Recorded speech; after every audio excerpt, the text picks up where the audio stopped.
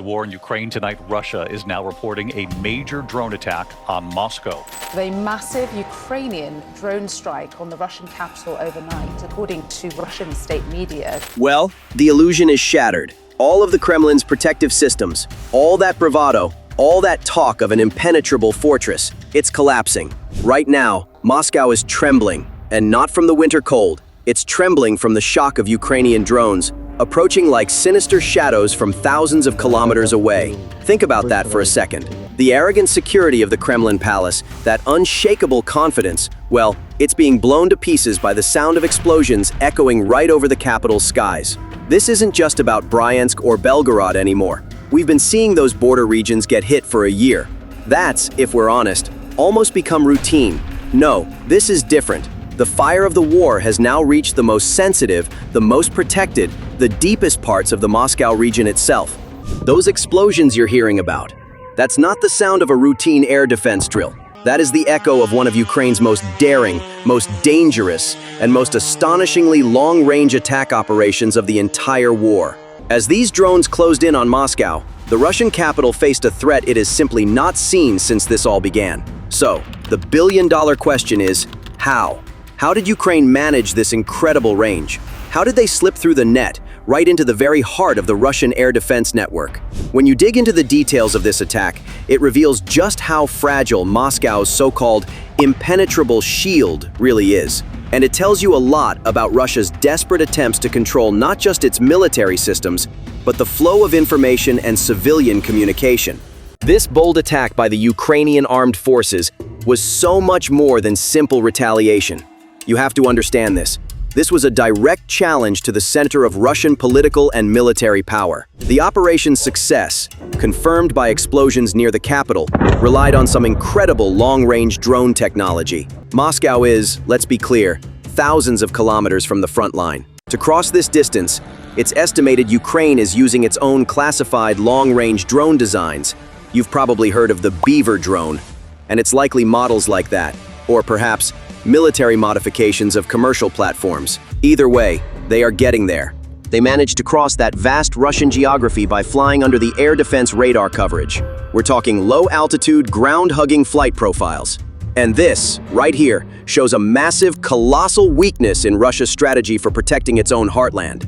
Russia has stacked its best air defenses on the western border, near the front lines, and around major strategic sites. But what about the rest of the country? What about that massive expanse of land? Well, it turns out it's full of blind spots, hundreds of kilometers wide, that these drones can just slip right through. The footage shows explosions occurring in the Moscow region. This means the drones got right into the capital's most sensitive airspace. The targets are presumed to be military facilities, factories producing defense components, or other critical infrastructure centers surrounding the city. And while the Russian Ministry of Defense does what it always does, we intercepted everything. All drones were neutralized.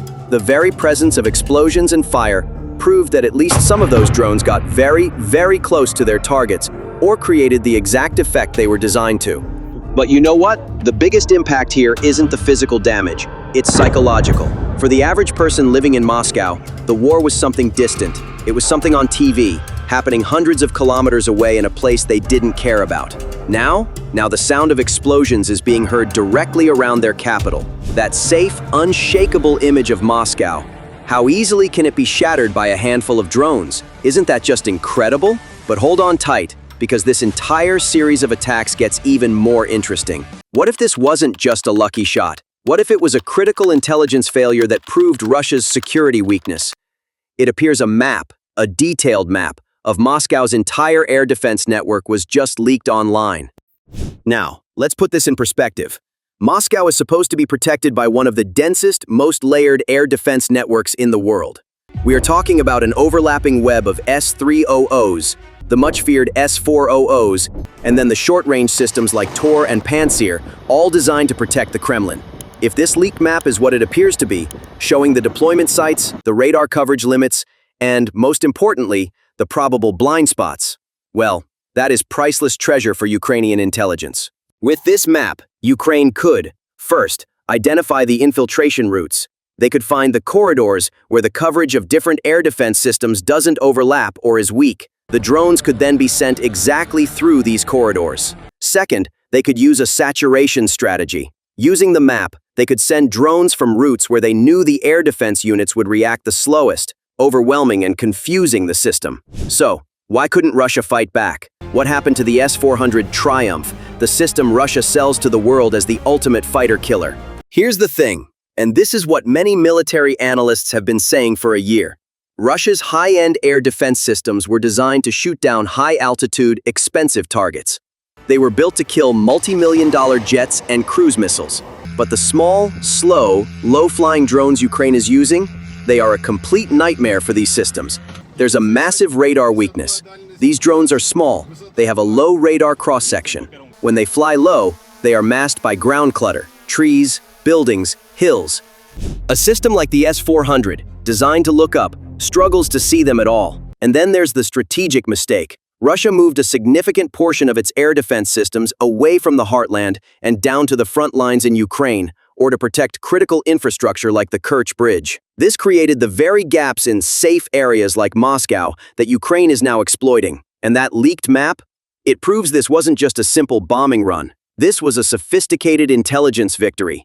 It exposes a massive vulnerability in Russia's internal security and information control. On the other hand, these attacks on targets at incredible ranges, Moscow, even St. Petersburg, have led to serious speculation about the weapons being used. What exactly is in Ukraine's new long-range toolkit? Well, to attack Moscow from over 500 to 1,000 kilometers away, Ukraine needs either Western long-range weapons or its own new generation of hardware. The most likely candidate, as we mentioned, is the domestic long-range drone. These are low-cost, designed to fly low and slow, and built to bypass Russian air defense. The Beaver is the one we know about, but who knows what else they've developed in secret? What about modified cruise missiles? It's a possibility. We know Ukraine has been brilliantly modifying its old Soviet stock, like turning the Neptune anti-ship missile into a land attack version. Could they be using Western-supplied missiles like Storm Shadow or ATACMS at an extended range? That's a technically tougher scenario, but at this point, would you bet against them? The success here isn't just about the range of the weapon. That's what so many people miss. It's about the mission planning. It's about the genius of the intelligence. If Ukraine got that defense map, they could send the drones at the exact time and on the exact routes where the Russian defense was weakest. This, my friends, is the perfect marriage of military technology and battlefield intelligence. Ukraine is showing that with these attacks, it is redefining the very geography of this war. No region in Russia, not even the front porch of the Kremlin, offers a guarantee of safety anymore. And that, well, that just ratchets up the psychological and political pressure on the Putin regime to a level we haven't seen before. And this mounting psychological pressure isn't just a theory. We are seeing the physical proof of the panic it's causing, and in some very strange places. This bold drone attack on Moscow triggered a cascading effect, a wave of chaos that spread right across Russia's civil infrastructure. And it led to one of the most bizarre decisions of the war. The panic got so bad that authorities in the Arkhangelsk region, that's in the far, far north of Russia, folks, way up near the White Sea, they made the decision to shut down the internet. Now, let that sink in. Arkhangelsk is hundreds of kilometers away from Moscow, in a completely different direction from Ukraine. So why on earth would they do that? What are they so afraid of? Well, the reasons behind this decision tell you everything you need to know about the fear of information and the collapse of public morale. First, there's a technical possibility. The internet can be used in some drone navigation or for post-strike target confirmation, especially with modified commercial drones. Cutting the internet might, in their minds, complicate the attack. But the real reason? You know what it is. It's about panic and information control. This is the big one. News of attacks on Moscow spreads like wildfire on Russian social media, on Telegram. This kind of news shatters the public's morale. It shatters the carefully crafted illusion that the special military operation is going according to plan. So authorities in strategic regions like Arkhangelsk, which, by the way, hosts critical military and naval bases, they prefer to hit the kill switch. They'd rather impose a radical blackout than allow panic and real information to spread. You can almost picture the conversation. Shut it down. Shut it all down. Nobody sees anything. This decision proves that the strike on Moscow wasn't just a military action. It was a psychological masterstroke that targeted Russia's internal stability. And here we have a nuclear power, supposedly a global superpower, forced to use such desperate, clumsy methods as cutting off its own citizens' internet access because a few drones got too close to the capital.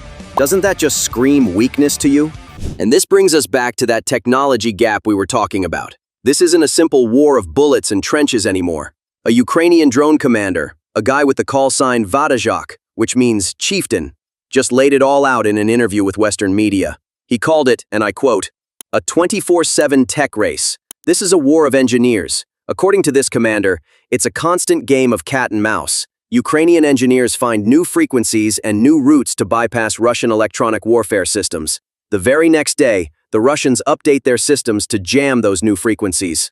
The chieftain said, they, the Russians, are learning. They are not standing still. Our task is to always be one step ahead. This is why the war isn't being won by the S-400s. It's being won with software. Ukraine's success isn't just building a long-range drone. It's making that drone smart enough to find its target, even when Russia is trying to jam its GPS. Experts are pointing to AI-powered machine vision. What does that mean? It means the drone can be programmed with an image of its target. Even if all signals are cut, even if the GPS is dead, the drone simply looks for the picture in its memory, locks on, and completes the strike autonomously. Now, how do we know Russia is panicking about this tech race and losing the propaganda war? We just have to look at their official response to these latest strikes. Russian officials, like the governor of the Moscow Oblast, can't just deny the attacks anymore. The explosions are too loud, the videos are too clear. So, they've shifted to a new public relations strategy. Downplay the damage, and most importantly, divert the target. After the last attack, Russian officials claimed that a Ukrainian drone hit a residential building in the Remensky district of the Moscow region. Think about that. They announced that an apartment on the 10th floor was damaged, but miraculously, no one was injured. Let's break down this piece of propaganda, shall we? This is a classic maneuver. Instead of admitting that a military base, a command post, or a defense factory was hit, they claim a civilian apartment was the target. Why? To push a very specific message. Look, Ukraine missed the military targets. They are terrorists, attacking civilians and apartments. It's a desperate attempt to paint Ukraine as the villain, all while covering up their own multi-billion-dollar air defense failure. But look at what they are admitting in that very statement. They are admitting that a drone flew thousands of kilometers from the front line, bypassed all of their defenses, and made it all the way to Remensky, right on the doorstep of the capital. The fact that they're claiming it hit an apartment building, even if that were true, isn't proof of Ukrainian failure. It is an absolute confession of their own. And this is where the war is right now. On one side, you have Ukraine, working 24/7 to outfox the enemy's defenses. On the other side, you have a Russian regime that has lost this high-stakes game of chess and is forced to lie to its own people, claiming it just hit an apartment to hide the checkmate. This tech and propaganda war is every bit as grueling as the one in the trenches. And it looks like Ukraine, in this new technological race inside Russia's heartland, has just seized the advantage. And they're not doing it alone. This isn't just a few clever engineers in a garage. This entire strategy, this high-tech race, is now being backed by serious, long-term international capital. Just recently, the International Fund for Ukraine, led by the UK, hit a milestone of £2 billion. This fund is specifically designed to finance this kind of high-tech procurement. More drones, more reconnaissance, and more long-range strike capabilities. This shows that Russia's panic is happening at the exact same time that Ukraine's innovative strategy is being secured and funded for the long haul. So, let's just summarize. The impenetrable shield of Moscow is gone. Russia's S-400s have been exposed as vulnerable to low-cost, smart drones. Russia's response isn't military. It's to panic, to shut down the internet, and to spin clumsy propaganda. The war is no longer something over there. It has been delivered directly to Moscow's doorstep. What do you think? This is what I want to know from you. Is this a turning point? Is this the beginning of a whole new phase of the war, one fought over Moscow's skies? Do you think this will actually force Putin to the negotiating table, or will it just make him double down in his brutal retaliation? Let me know your thoughts down below. Thanks for watching.